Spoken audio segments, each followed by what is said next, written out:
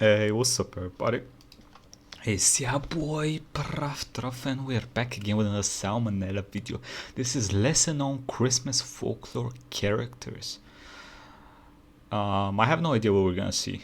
I expect something out of the Eastern culture here because we have some fucked up, Christmas shits, but we shall see. Video is sponsored by Skillshare. What the fuck? Okay. We back. Hey kids, hope you had yourself a merry little whatever. I know I did. What do you like best about the holiday experience? My personal favorite part is where we systemically brainwash children into thinking they're supernatural beings who judge their every move and then invade their house at night. Now, everyone knows Santa. Good old We can do the same with adults and Jesus. old Saint Nick, Relax, old relax. Father Christmas, old Christopher Kringle, You like old me? Elpheus Prime, Slayer of Elk and Bringer of Xboxes. And you've probably heard of some other characters somewhere too. Guys like Krampus, Belsnickel, Charlie Brown, Xi Jinping. Well, today I want to show you guys some more obscure Yuletide beings from different cultures all across the globe. That was but good. mostly Europe. Now, this first creature's name comes from the Welsh. As a matter of moral principle, I personally Europe.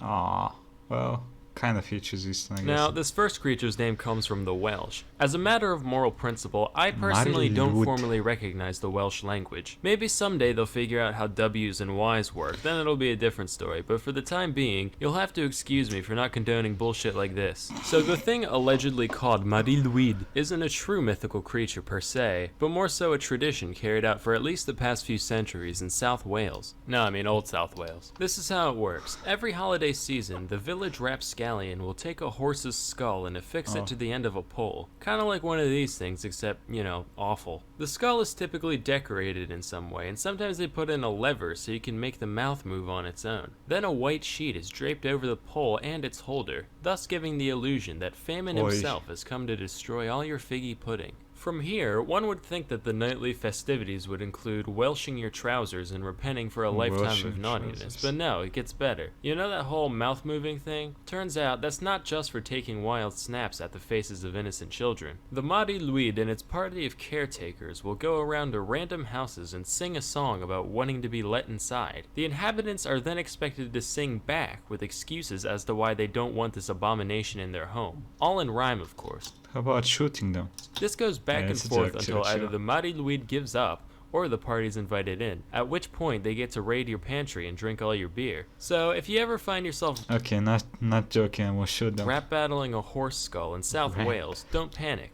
It's normal, I guess. Next we have Frau Perchta, a witch-like being said to Perchta. visit during the holidays in the Alpine regions of Germany and Austria. Depictions of Perchta can range anywhere between beautiful woman and whatever the hell this is, but usually they fall somewhere in between. She's also sometimes shown with this big weird floppy goose foot. That's because she's apparently real into spinning. Not the 2-foot kind though, the 1-foot kind. It's said that this delightful spinster pays a visit to all the little wiener schnitzels on the 12th night of Christmas. If you were well behaved and hard working this year, she might leave you a small silver coin in your shoe. How kind. But if you've been an inattentive young lady and didn't spin all your flax that year, Perchta will trample all your half-woven fibers as punishment, and you'll say, weird flax, but okay. Fucking cut that out, Jesus. Then there's the stuff Perchta considers especially naughty, which can vary depending on who you ask. If you left your house a mess, or you didn't leave out the traditional bowl of porridge, or maybe you didn't eat your ceremonial fish and gruel on feast day, that's when you've been a real goober. As recompense, Goober. she'll rip out your fucking intestines through your abdominal wall and then stuff your empty body cavity with pebbles and straw until you're just as plump as when she started.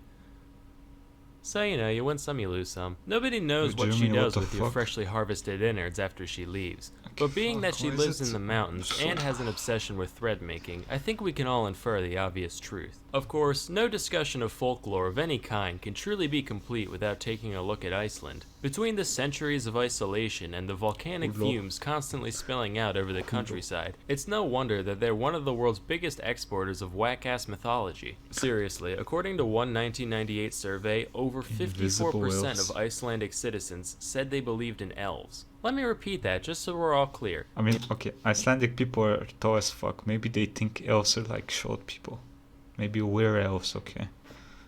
In 1998, the majority of the population of Iceland said they believed in elves, and a very large portion probably still does today. As such, the cast of characters said to visit during the holiday season over there is naturally quite diverse. The main lineup consists of the family pictured here. This is the leader of the bunch, a troll, goblin, ogreish type lady named Yo, this bitch tits hang lower than my nuts hang. Jesus.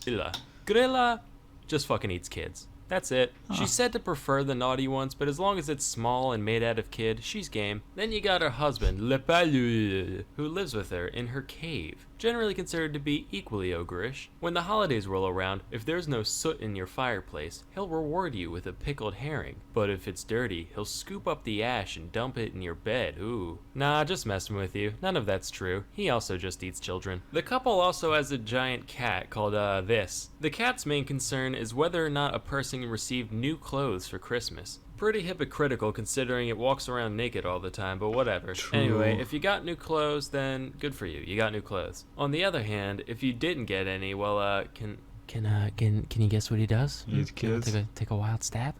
Yeah, that's exactly right. He fucking eats you. Children, adults, doesn't matter. Oh. He'll even vor your dog. He doesn't care. Finally, you got the best of the bunch, the 13 Yule lads, each of which... Yo, I'm a boy. Swole as fuck. The one on the left, not far left, but... visits on a different day leading up to Christmas. They're kind of like the 7 dwarves, but whereas those guys are jolly and helpful and stupid shit like that, the only... What do you mean jolly? They gangbanged that chick. What was her name?